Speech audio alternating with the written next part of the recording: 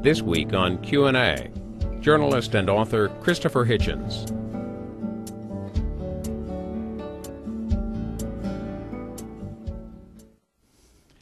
Christopher Hitchens, what's it feel like to be 60?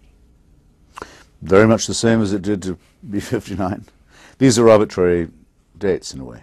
Edmund Wilson wrote an article called The Author at 60. He wouldn't even say myself at 60 or Edmund Wilson at 60, or it had to be The Author at 60, which I'm going to read later on this week.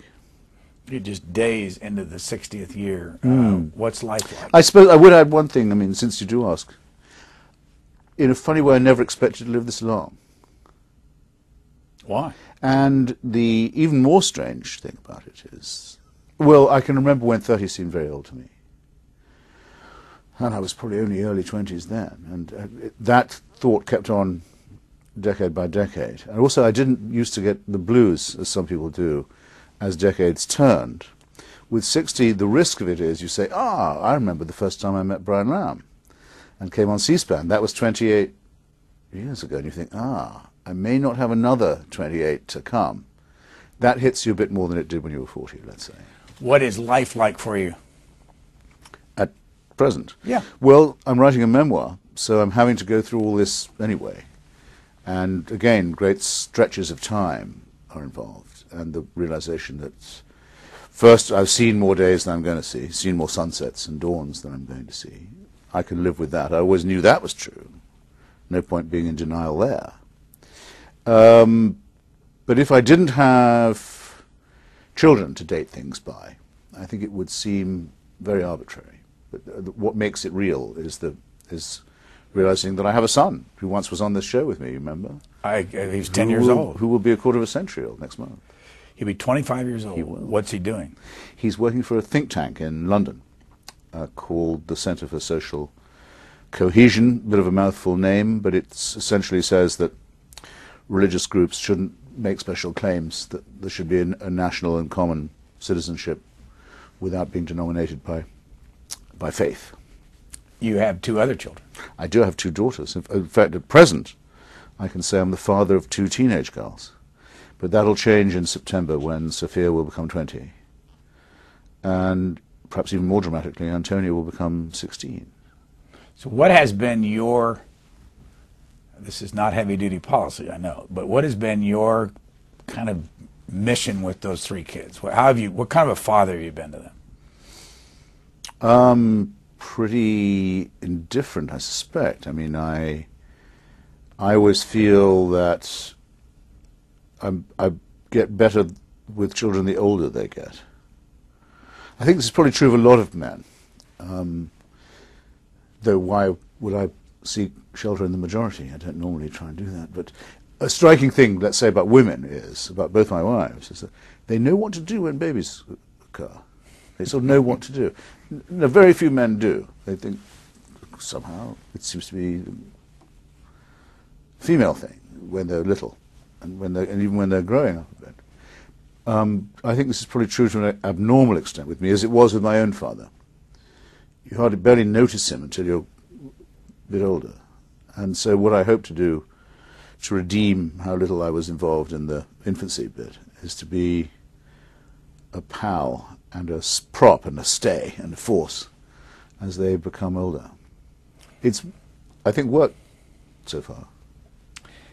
Go back to the memoir for a moment. Yes. Where are you in that? When's it due, and how much time have you spent on it, and what's your approach to it? I spend all my time thinking about it and quite all my time writing about it. After all, it's about me, so I can always spare the time.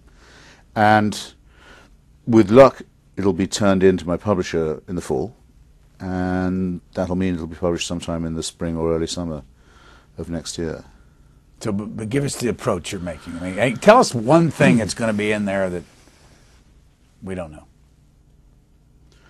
Oh, I couldn't tell you just one. I mean, the theme is that of a divided self. I haven't got a title for it yet, but if it was a pop song title, it would be called Both Sides Now, I suppose, something like that. That I've often felt myself exactly split down the middle and able to see, which is an advantage, both sides of every question.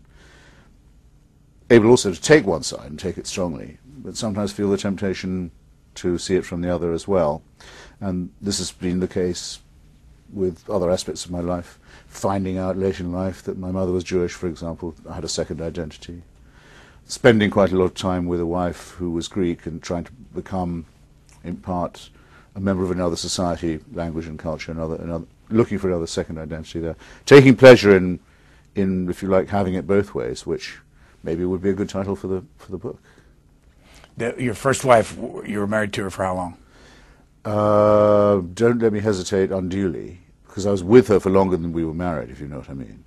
I remember we got married the year I moved to the United States, which was B81, but we'd been a team for longer than that, for a couple of years longer. And we were separated in 89 and probably divorced a year after. And where she live today? In London. Your second wife, Carol Blue. Was Blue. You met her where? In Los Angeles, her native city. And what were the circumstances? I was on a book tour. When people say to me, just while I think about this, the thought we were just having, people say, isn't it a bit early to be doing your memoirs? Because after I'm only 60, and as you haven't said yet, I don't look it. But I know you were going to say that. You suddenly think, yes, maybe it is early, but you can't wait till it's too late. So if you're ever going to do it, you're going to have to do it now. I want to, speaking of how you look, I'm going to go back to 83, our first interview on book notes together in 83. And you have this? Yeah, I want you to see what you look like. Let's run this. In case I'm accused of concealing it, let me say it now. If I haven't said it already, I've already said I was a member of the Labour Party in Britain. The Labour Party is a member of the Socialist International. That's the family of socialist parties that comprises Francois Mitterrand, the Sandinista movement in Nicaragua, the British Labour Party, the Swedish Socialist Party, and many others. I still consider myself a member of that political family, and I don't feel that coming out with it on the air is, as it were, a confession. It's just an affirmation. If I'd known you were so interested in my private political views, I'd have put them nearer the top of the show. I said that was book notes. That wasn't. It was a call-in show. Yes. And that was one of the first times we talked about. So I'm just combing away my fringe, having looked at that deplorable young man. What did I mean by saying private political views? Surely I should have been saying there's nothing private about them. There's a slip involved there, a funny one. Sorry, you were saying. No, I just, I do have a bone to pick with you. Woof, that's a shock to the system. You promised me, I haven't seen you in a long time, you promised me that when you became an American citizen, that we would go to Monticello and I would interview you there at Thomas Jefferson's home, and I never heard from you. And you ended up, where did you go?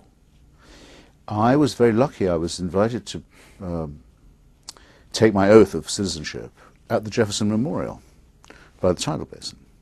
On his birthday, the April 13th, which is also my own, though actually, of course, he was born under the old calendar, so by the time he died, his birthday was April 13th. It's also the birthday of Seamus Heaney, Eudora Welty, various others. And I took a representative group of Americans along there.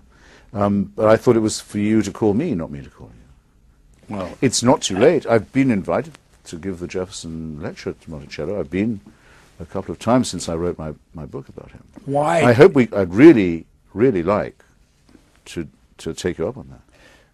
Why are you an American? Well, for a long time, I lived here with a green card, a platinum green card, actually, one of the old ones that never ran out, so I didn't have to renew it. I had a European Union passport. I had 3 American children, American wife, all this. I thought, no one needs to change this. I got to the point where, when I came back to Dallas Airport and went through immigration, joined the right line, citizens and residents, they'd say, welcome home. That's what I felt. It was after 9/11 that I began to feel that I hadn't paid the full price of the ticket, that I was in a way cheating on my dues. And that's for 2 reasons. One, at that point and afterwards, the United States began to be subject to a fantastic campaign of slander and defamation. People would say it's not true that the United States was attacked, the American Jews blew up, or the Israeli Jews blew up the World Trade Center, or the Bush administration did.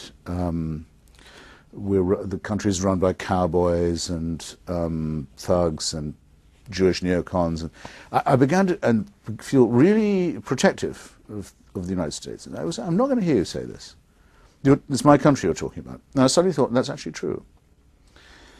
So there was that, and then I thought, because we're now going to have to talk about war and about fighting and fighting back, if I'm going to stand up and say that I think that we ought to be sending our armed forces overseas, I think I probably should be someone who could, in the last resort at least, be sort of called upon to do so. Actually, you can be drafted if you've got a green card. You can.